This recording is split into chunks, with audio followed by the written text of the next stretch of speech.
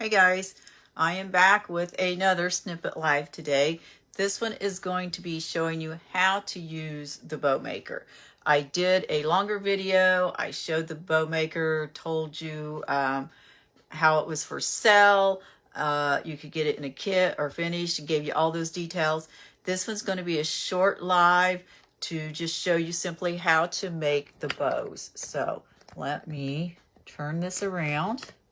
Or turn it down here, hopefully you guys can see that okay. Let's scoot it there. Okay, hopefully you guys can see this. All right, so the first bow I'm going to show you is just a simple single loop bow, if you will. So I'm going to start with about 14 inches, a little short, 14 inches of ribbon. The better you get at making the bows, the more you know how much ribbon to use, and you can use shorter ones. Starting out, I would give yourself some extra ribbon just so you have more to play with, so it's easier to handle. So I have these dowels stuck in hole number 1, 2, 3, 4, and 8. Okay, so it comes with 8 holes. Wait, 4, 5, 6, 7 holes, sorry. So I have it in hole number 4, hole number 7.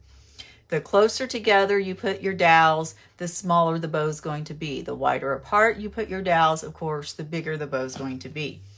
So I am going to simply place the ribbon behind the 2 rods. Then I am going to cross one tail over the other, and what I'm calling tails are these 2 pieces in my hands here. So I'm placing one tail over the other. I guess it doesn't really matter which way you go, you just need to be consistent.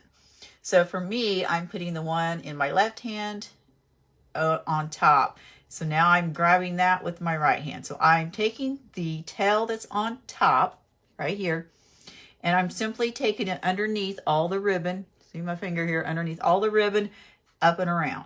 So underneath all the ribbon, up over, I'm coming through those dowels, and now I have both of my tails through the dowels.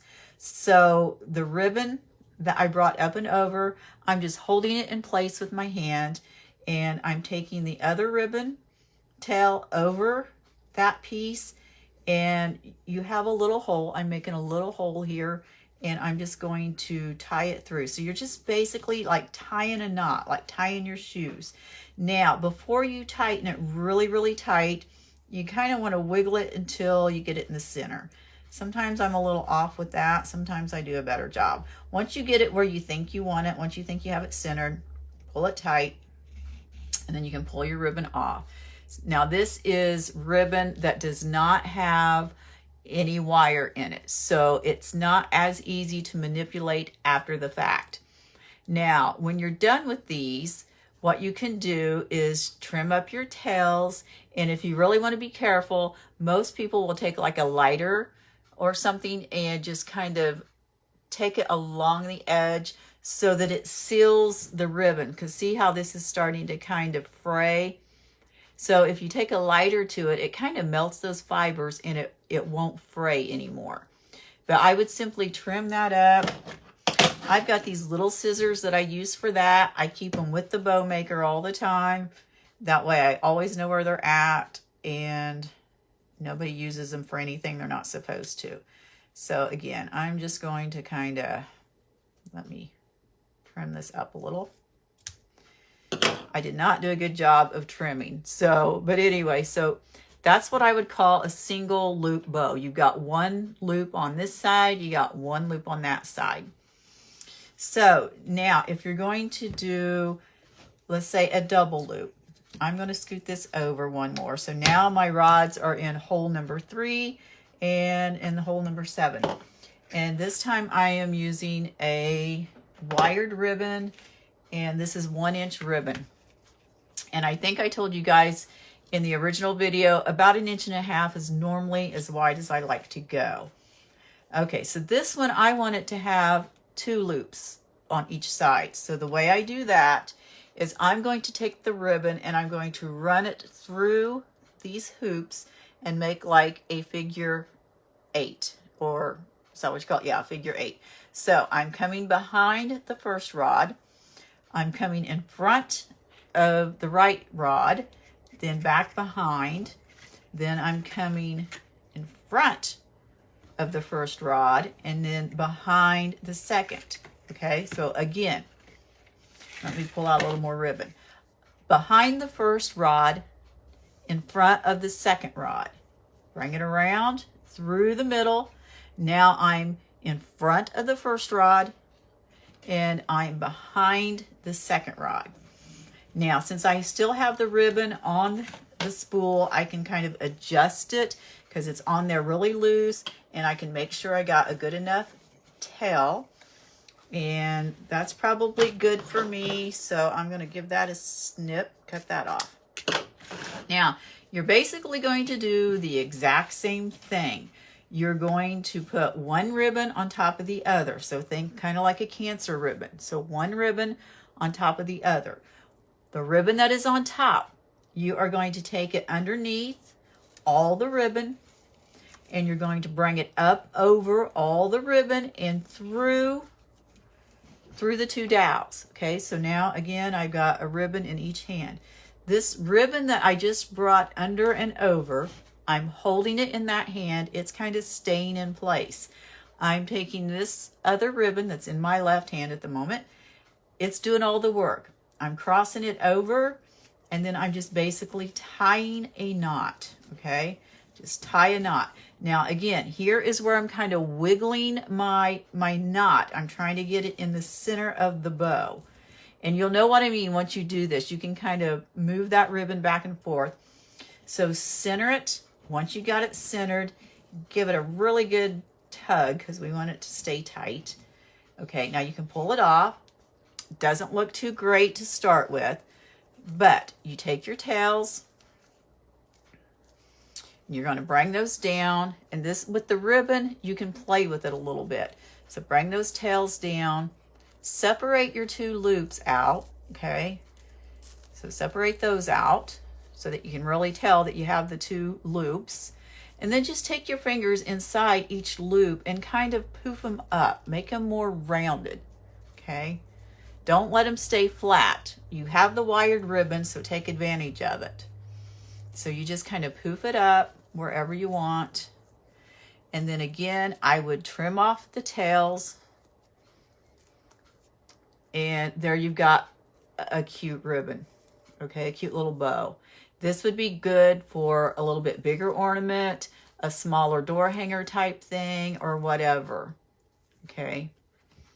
Can you see that? So don't do flat smooshed bows, guys.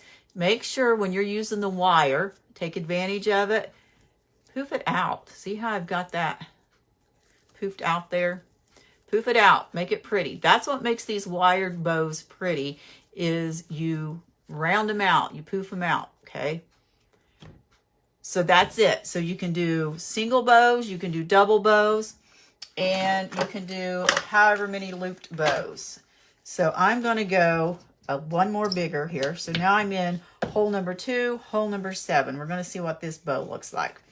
And what I'm going to do this time is I'm just going to add another round. So I'm starting behind the first one.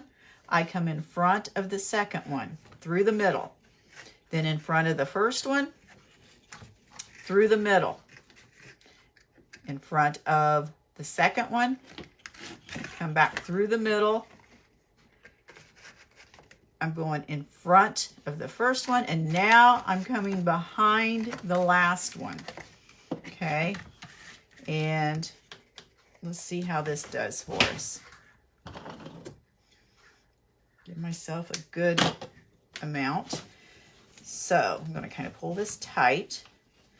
Again, one ribbon, one tail goes on top of the other. You take it underneath the ribbons and bring it around and through the 2 rods, grabbing all those ribbons. You hold this one that you just brought up and over in place. Use the other tail to make your knot. And again, kind of try to get it centered as best you can. Then give it a really good tug, okay, to tighten it up. So when we pull this off, now we have 3 hoops on each side. So I'm going to pull my tails down,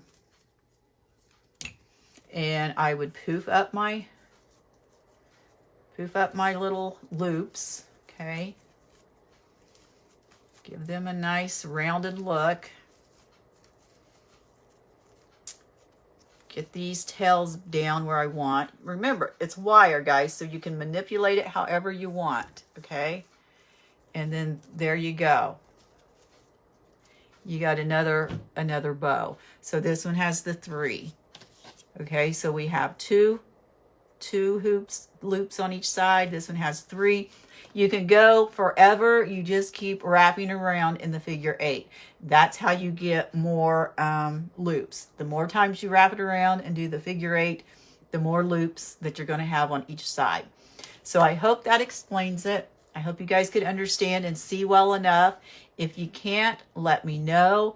I'll try something different. But again, I just wanted to show you how to work this. These are available on my website. It's $25 for a completely finished one. It's $15 if you want the kit, which comes with all the pieces that you then have to glue together. So again, thanks for joining me. And if you guys don't have any questions, I'm going to get off here and off to the next project. Thanks. Bye-bye.